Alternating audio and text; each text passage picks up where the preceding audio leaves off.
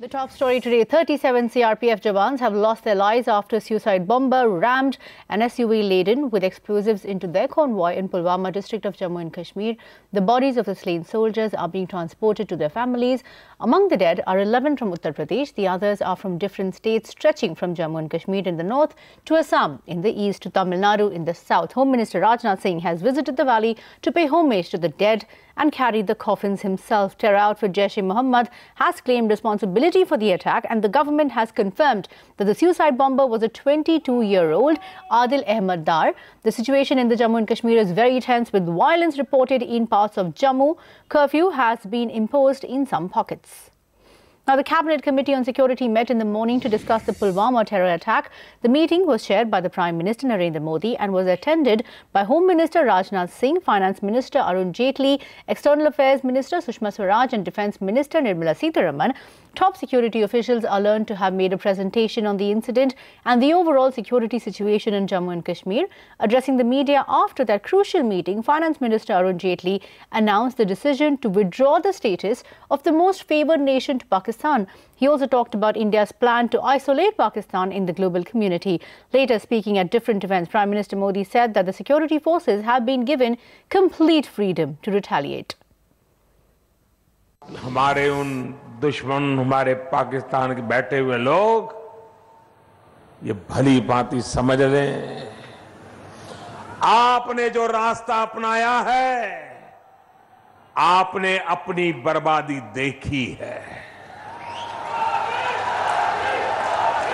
हमने जो रास्ता अपनाया है, हमारी दिन दोगुना रात चार गुना उन्नति भी दुनिया देख रही है।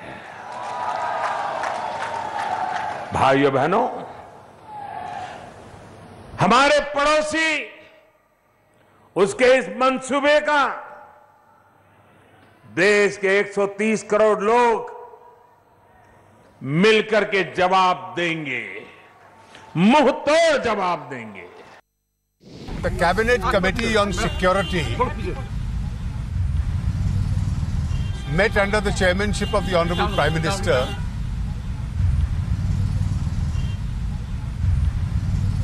take an assessment and discuss the incident that took place in Pulwama yesterday.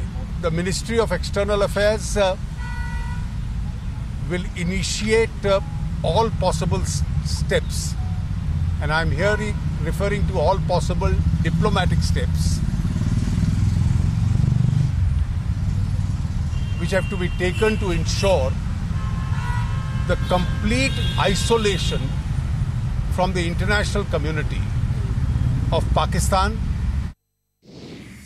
This type of violence done against the most valuable, most important Indians, who are our soldiers, who are our security forces, is absolutely disgusting.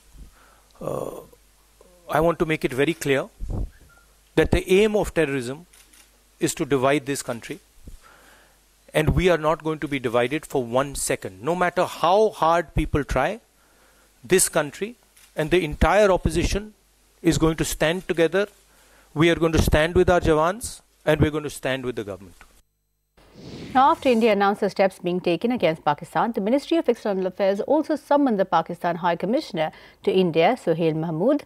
Sources say that Foreign Secretary issued a very strong démarche to the Pakistan High Commissioner in connection with the Pulwama attack. He conveyed that Pakistan must take immediate and verifiable action against Jaish-e-Mohammed and must immediately stop any grounds or individuals associated with terrorism operating from its territories. The Foreign Secretary also rejected the statement made by the Foreign Ministry of Pakistan just yesterday. Meanwhile, my colleague Zaka Jacob spoke to the Pakistan's Information Minister Fawad Chaudhry and began by asking him about Pakistan's response over India withdrawing the most favoured nation status to Pakistan after the Pulwama terror attack. Here's what the Pakistan minister had to say. I think it's more to do with the election and election environment that is going in Delhi right now. But no, are you suggesting that the response from India has been so strident because of the elections? I mean, are you discounting the fact that this was the worst attack in Kashmir? Actually, the situation in Kashmir is actually worse, and Indian establishment must also realize what's going on in Kashmir. In this area, hundreds of children have been killed.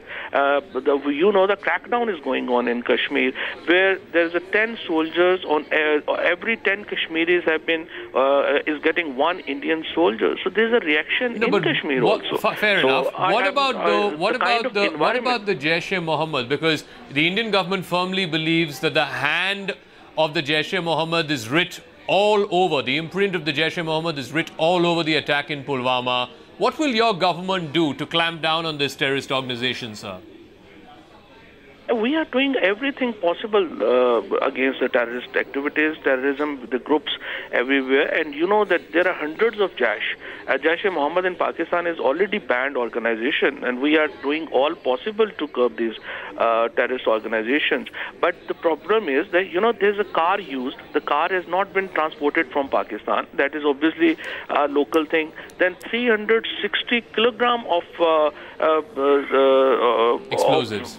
What we call it, explosive, has been used. Obviously, it cannot be transported from Pakistan. So there is a need to use your brain on this.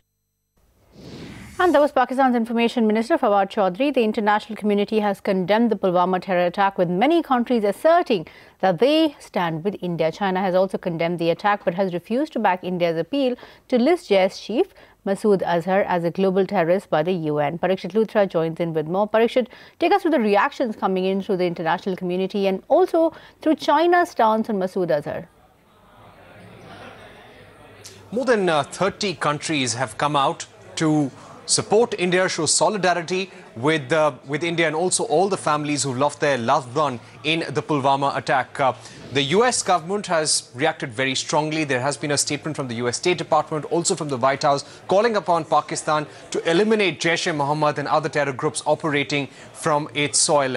Having said that, China was probably one of the last P5 countries to respond. Remember, most of these countries had responded last night itself, including the US State Department. So what China has essentially said, that they condemned this terror attack. They expressed shock.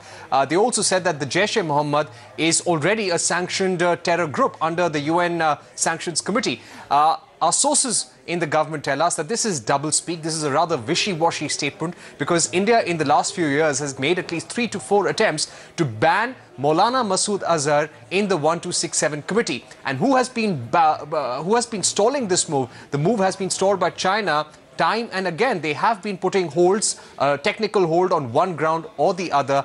And this time, the Ministry of External Affairs has appealed to international community to make sure that the Jaish-e-Mohammed chief, Maulana Masood Azhar, is sanctioned. Talking about India's diplomatic initiative, we're being told by our sources in the government that it's very possible that in the next 24 hours, our envoys of all key countries, including the UN Security Council members, they are told to go to their countries, go to the leaders of those countries and tell them about the Pulwama terror attack, tell them about the involvement of Jaish-e-Mohammed and Pakistan's complicity, tell them that Maulana Masood Azhar needs to be sanctioned by the UN committee as well, and the international community must build pressure on Pakistan. So as we saw during the Uri attack, we will see a similar diplomatic offensive being launched by the Ministry of External Affairs, by the Indian government. We can tell our viewers that the Indian High Commissioner to Pakistan, Ajay Bisaria, has also been called back for Foreign Office consultations on how to deal with this diplomatically with the Pakistan Foreign Office in the days to come. Back to you. All right, Parikshit, thanks for breaking that down for us. Let's shift focus for a bit and take a look at the market action today. It was another day where bears seemed to dominate the proceedings on the Lal Street. So a late fight back by the bulls helped curb losses, but the benchmark still ended 0.1% in the red. So Bank Nifty and the mid caps underperformed, with the latter falling almost 1%. If we look at the full week, then it's been all red. The Nifty and the Sensex have lost more than 1.5%. Banks have done slightly better, while mid caps, infra stocks and metals are worst off, as you can see on your screens. Nifty mid cap down by 4.6% and Nifty metal in fact down by about 4.9% by the end of the day.